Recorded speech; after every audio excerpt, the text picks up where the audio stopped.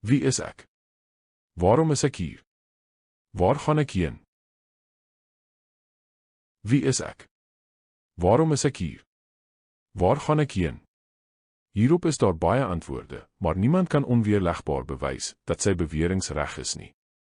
Jy aanvaar die beweringe van die godlonaar of die hindoe met net soveel geloofwaardigheid as die Christen.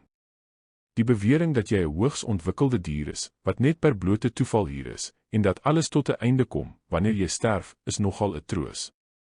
Dit gee jou die vryheid om te lewe soos jy wil. Maar jy weet dat dit nie waar is nie. Daar is getuienis van 'n geestelike wêreld, al kan dit nie wetenskaplik bewys word nie. Jy het 'n gewete, jy het 'n kennis van wat reg en verkeerd is, jy wend jou tot 'n hoër gesag in tye van nood. Oorweeg dan die antwoorde van die Bybel. Hierdie antwoorde is so ongewoon, dat dit ooglopend nie deur 'n mens uitgedink is nie. Hulle vlei nie die mens nie, hulle skyn dwaas te wees, en is moeilik om te aanvaar. Wie is ek? Ek is 'n geestelike wese wat tydelike fisieke liggaam het. Ek is in die beeld van 'n ewige God geskape om op 'n eenderse wyse as hy te lewe, met die vaardighede om te dink, te doen en keuses te maak. Dit gee my groot aansien. En God het die mens geskape na sy beeld, Genesis 1 vers 27.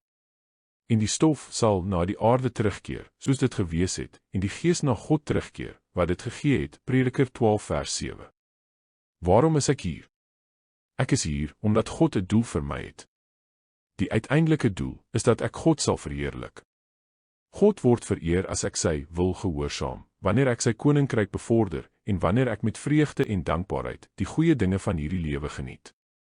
Die lewe is baie sinvol as ek in harmonie met God se plan is. Dit is 'n groot vertroosting om te weet dat hy alles beheer. Of jy dan eet of drink of enigiets doen, doen alles tot verheerliking van God. 1 Korintiërs 10 vers 31. Jesus het gesê, elkeen wat die wil doen van my Vader wat in die hemel is, die is my broer en suster en moeder, Matteus 12 vers 50. Waar gaan ek heen? Indien die mens sy gawe van vryheid van keuse gebruik het om vir God te kies, sou die lewe op aarde ideaal gewees het. Maar hy het besluit om teen God te rebelleer. Ons verheerlik God nie. Ons verkies om onsself te bevorder.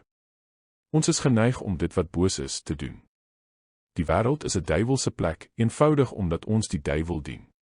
Aangesien God nie kwaad kan verdra nie, is daar net een uitkoms, voortdurende voortbestaan, aangesien ons geestelike wesens is, in 'n plek van straf en pyniging. En julle sal weggaan in die ewige straf. Matteus 25 vers 46. In vuur en vlam, wanneer hy wraak uitoefen, op die wat God nie ken nie, en op die wat aan die evangelie van ons Here Jesus nie gehoorsaam is nie. 1 Tessalonisense 1 vers 8. Maar God het geweier om sy skepping in mislukking te laat ontaard. Hy het 'n weg gebaan, waardeur die mens sy posisie van ware menswees kan herwin. Hierdie weg is deur geloof in die Here Jesus Christus. Hy is die Godmens wat die gelag vir ons rebellie betaal en vir ons die geleentheid verdien het om die mense te wees waarvoor ons geskape is. Vir sulke mense lê daar 'n heerlike toekoms voor, herenig met God, in 'n staat van volkomme vreugde en voldoening. Want so lief het God die wêreld gehad, dat hy sy eniggebore seun gegee het, sodat elkeen wat in hom glo nie verlore mag gaan nie, maar die ewige lewe kan hê. Johannes 3 vers 16.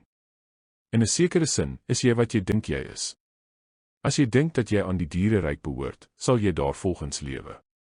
Indien jy egter die antwoorde wat God op hierdie 3 sleutelvrae gee, in geloof aanneem, sal jy jou stand as geskape in die beeld van God besef. En jy sal jou bekeer en die Here Jesus Christus as jou saligmaker aanneem.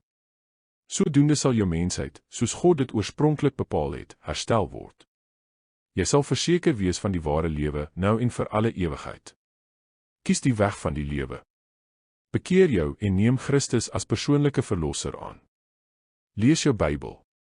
Vind meer uit van die heerlike lewe wat God vir jou aanbied.